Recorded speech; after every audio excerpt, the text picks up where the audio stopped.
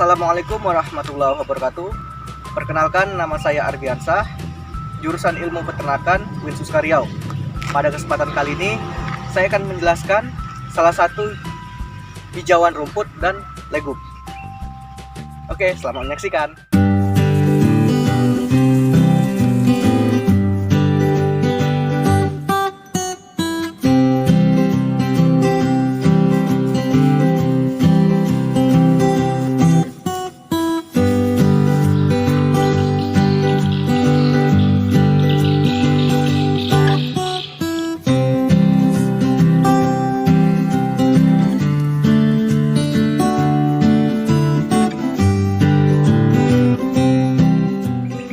Klasifikasi tanaman ilalang: Kingdom Plantae, divisi Magnoliophyta, kelas Liliopsida, ordo Poales, famili Poaceae, genus Imperata, spesies Imperata cylindrica.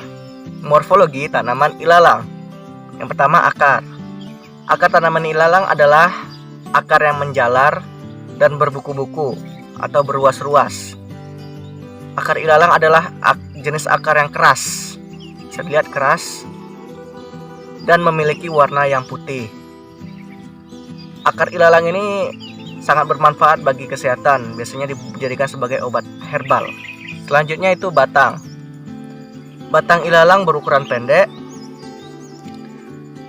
dan menjulang ke atas. Batang ilalang ini berbentuk silinder atau silinderis. Yang ketiga, daun.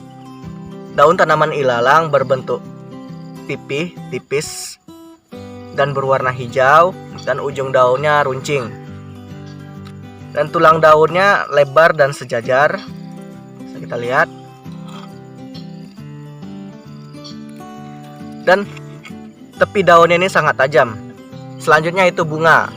Bunga tanaman ilalang itu berwarna putih dan merupakan bunga majemuk. Perbungaan tanaman ilalang ini berbentuk bulir-bulir. Kandungan nutrisi tanaman ilalang: memiliki protein 1,54%, energi 3728 kilokalori, SK 0,24%, lemak 0,29%, kalsium 0,16%, dan fosfor 0,28%. Kelebihan dan kekurangan tanaman ilalang. Tanaman ilalang ini seringkali dianggap sebagai tanaman pengganggu atau gulma dan biasanya disingkirkan oleh para petani. Tetapi tanaman ilalang ini dapat digunakan sebagai pakan ternak. Tanaman ilalang ini dapat tumbuh di ketinggian kurang lebih di bawah 2000 meter di atas permukaan laut. Iklim dan tanah yang mendukung tanaman ilalang ini tidaklah sulit, karena tanaman ilalang ini dapat tumbuh di iklim manapun dan jenis tanah apapun.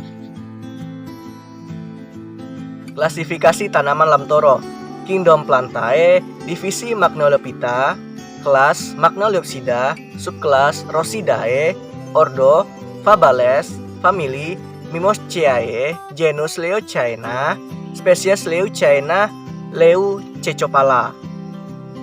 Morfologi tanaman lamtoro. Yang pertama, akar. Bisa kita lihat akarnya sini akar tunggang, jenis akar tunggang. Kemudian batangnya berbintil-bintil dan berwarna coklat. Daun lamtoro ini termasuk jenis daun yang majemuk dan berbentuk menyirip. Dan setiap tangkai daunnya ini terdiri dari 10 lembar daun. Bunga lamtoro. Bentuk bunga lamtoro berupa bongkol bertangkai panjang yang berkumpul dalam 2-6 bonggol. Bunga lamtoro atau pete Cina ini memiliki ukuran yang kecil-kecil. Kelopak tanaman ini berbentuk seperti lonceng. Buah dan biji lamtoro. Buah lamtoro menyerupai pita lurus panjang, berbentuk pipih. Kemudian buahnya juga berbentuk pipih, berukuran kecil. Buah lam toro ini ketika masih muda dia akan berwarna kehijauan, dan ketika sudah tua dan masak seperti ini dia akan berwarna kecoklatan tua coklat. Kemudian buahnya berbentuk pipi tadi, kita buka di sini. Berbentuk pipih ya, berwarna coklat. Ketika sudah masak seperti ini, bijinya pun akan berwarna coklat tua. Dan bijinya ini jika masih muda dia akan berwarna kehijauan. Kandungan nutrisi lam toro: energi 148 kilokalori, karbohidrat 26,2 gram, lemak 0,5 gram, protein 10,6 gram, vitamin A 46%, vitamin B1 0,23 mg 18%, vitamin C 20 mg 33%, kalsium 155 mg 16%. Kekurangan dan kelebihan tanaman lam toro. Pertama, kelebihan, lam toro bisa tumbuh di jenis tanah apapun. Batang pohon yang kokoh terhadap tiupan angin. Daun dan buah memiliki kandungan nutrisi yang baik. Daunnya bisa digunakan untuk obat tradisional. Kekurangannya, mudah terserang penyakit hama, yaitu hama wereng. Jika sudah terkena hama, maka dia akan mudah mati. Berikut ini contoh perhitungan produktivitas hijauan dengan konsumsi rumput 10 kg dan pemeliharaan 5 satuan ternak. Produktivitas lam toro. Produksi daun lam toro segar sekitar 60-70 ton atau 20 ton bahan kering per hektar per tahun. Budidaya lam toro. Langkah pertama yaitu penyemaian biji lam toro. Penyemaian dapat dilakukan di media tanam langsung, penyemaian di bedengan, dan penyemaian di dalam polybag. Langkah selanjutnya yaitu pengolahan lahan. Lakukanlah pembersihan lahan, karena awal pertumbuhan tanaman lam toro itu sangat sulit bersaing dengan tanaman lain. Kemudian gemburkanlah tanah dengan menggunakan cangkul. Langkah selanjutnya yaitu pemindahan bibit. Pemindahan bibit dari penyemaian dilakukan setelah umur bibit 6-8 minggu. Sebaiknya pemindahan dilakukan pada awal musim penghujan. Lakukanlah penyiraman 2 kali sehari, pagi dan sore hari. Setelah itu, lakukanlah penyulaman, mengganti tanaman yang sudah mati dengan tanaman lam toro yang baru. Kemudian lakukanlah penyiangan, yaitu membersihkan tanaman gulma yang berada di sekitaran tanaman lam toro.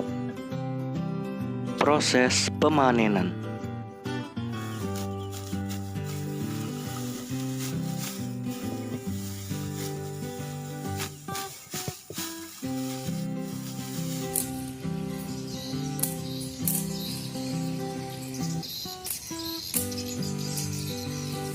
Kemudian dilakukan penimbangan tanaman hijauan ilalang dan tanaman leguminosa lam toro.